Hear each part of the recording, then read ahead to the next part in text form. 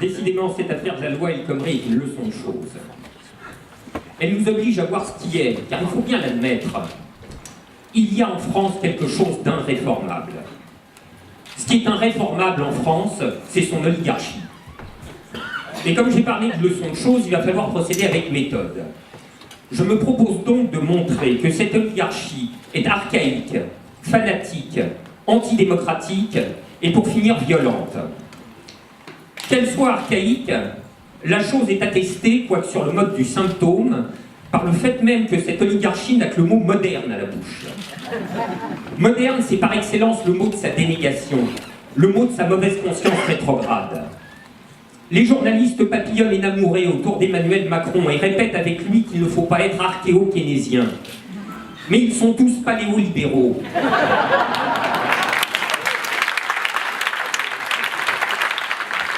Keynes disait qu'il n'est pas de dirigeant politique qui ne soit l'esclave qui s'ignore d'un économiste du passé. Hollande, Valls et Macron sont les esclaves qui s'ignorent d'une pensée morte. Morte 2 fois d'ailleurs. Une première fois dans les années 30 du siècle précédent, avec la Grande Dépression. Une deuxième fois aujourd'hui, car le croirez-vous, même le FMI et l'OCDE envisagent de débrancher le mort-vivant réanimé dans les années 80.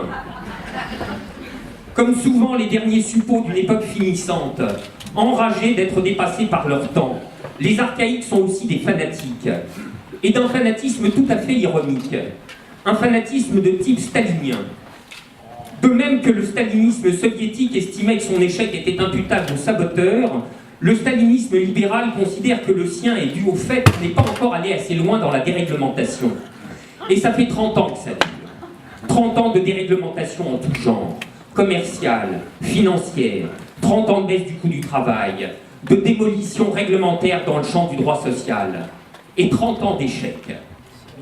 Mais le propre des doctrinaires, même quand ils se disent pragmatiques, est qu'ils n'ont aucun souci de la réalité. Au vrai, on se pose parfois la question de savoir ce qu'il emporte chez eux du fanatisme ou de la simple bêtise. Car il faut voir la profondeur de certains des arguments qui enveloppent la loi El Khomri, dont l'un dit, je cite, « Nous devons tout essayer contre le chômage ». Phrase glaçante en vérité, car dans le tout de tout essayer, il entre aussi, hélas, la possibilité du n'importe quoi. Par exemple, j'ai le devoir de tout essayer pour vous soulager de votre migraine, n'implique pas de vous opérer à la chignole et au tournevis. Il est vrai qu'en matière de marché du travail, la recommandation de la chignole et du tournevis ne tombe pas de nulle part. Elle vient d'un groupe social parfaitement identifié, dont le projet poursuivi avec ténacité depuis 30 ans a d'abord visé à défaire toutes les conquêtes sociales d'après-guerre, et vise maintenant à mettre la société entière sous coupe réglée. Et il le peut. Il le peut parce qu'il en a objectivement les moyens.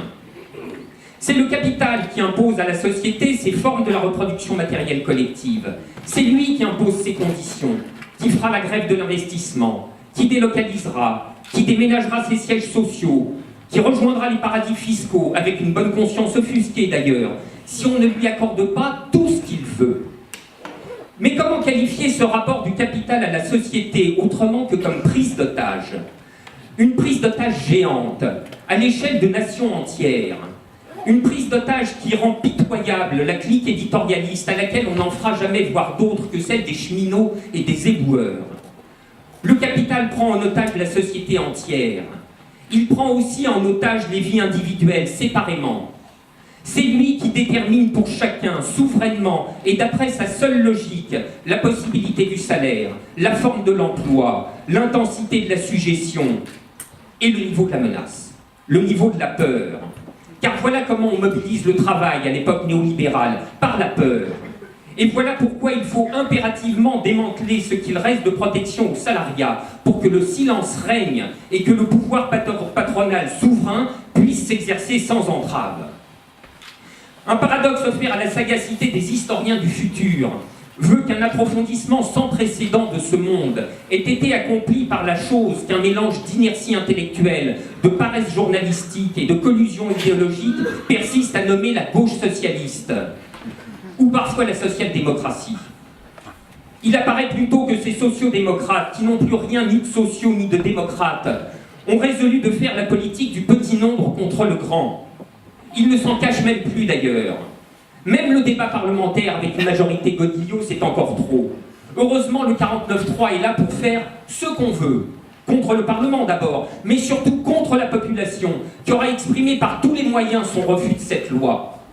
Et ils se disent démocrates. En réalité, ces gens-là osent tout. Plus rien ne les arrête. On n'aurait pas cru possible qu'un ministre socialiste explique à un chômeur que s'il veut un costard, il n'a qu'à travailler. On n'aurait pas cru davantage possible que le même ose récupérer la commémoration philatélique du Front populaire, lui qui en est la négation en personne.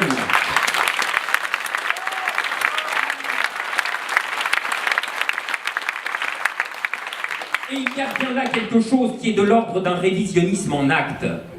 Monsieur Macron, inconscient de ses propres violences, violences économiques et violences symboliques, Monsieur Macron hurle à l'intolérable violence parce qu'il prend un œuf sur son costard. Il faut plutôt se réjouir qu'il reste dans ce pays des gens qui n'ont pas abandonné d'accorder de la valeur aux héritages historiques et qui ne sont pas décidés à les voir célébrer honteusement par leurs liquidateurs mêmes.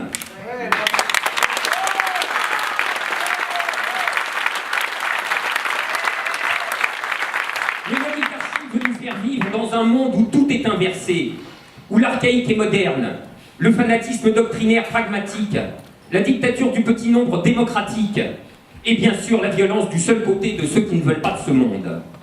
La vérité, c'est que la violence, c'est la leur. Les gens ont une préférence pour la tranquillité. Ils prennent la rue et occupent les places quand plus aucune solution politique ne leur est offerte. Et quand le verrouillage est complet, et il l'est, pouvoir entièrement commis aux intérêts du capital, parlement étouffé quand il n'est pas croupion, presse aux ordres sous le contrôle des puissances financières, et puis flicaille partout.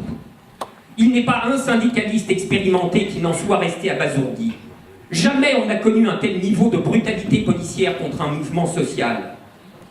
Poussant juste un peu plus loin la pensée de ses semblables, un éditorialiste réputé pour son valsisme militant n'hésite pas à écrire, je cite, que la haine anti-flic, c'est la haine de la République. Si vraiment on tient à entrer dans ce registre, on pourrait plutôt lui faire observer que les violences policières sont des violences faites à la République. Et de même,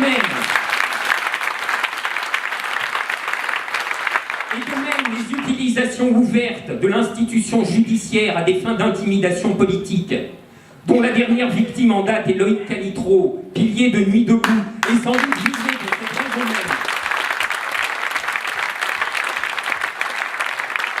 Il est vrai que Nuit debout semble leur avoir fait très peur, comme font très peur au pouvoir claquemuré tous les mouvements de rébellion contre la dépossession politique, tous les mouvements de protestation contre la démocratie potemkine, en l'occurrence contre la dictature à bas bruit du néolibéralisme. En réalité, face à l'époque qui lui file entre les doigts, l'oligarchie n'a plus que la ressource d'aller puiser toujours plus loin des lambeaux d'arguments toujours plus ignobles. Radicalisation est ainsi devenu le signifiant fourre-tout permettant d'assimiler toute contestation politique au terrorisme, ni plus ni moins. L'infamie se joint au grotesque quand les consignes de sécurité de l'euro expliquent en substance qu'il ne faut pas introduire des bombes dans les stades, ni, je cite, tenir des propos politiques ou idéologiques dans leurs alentours.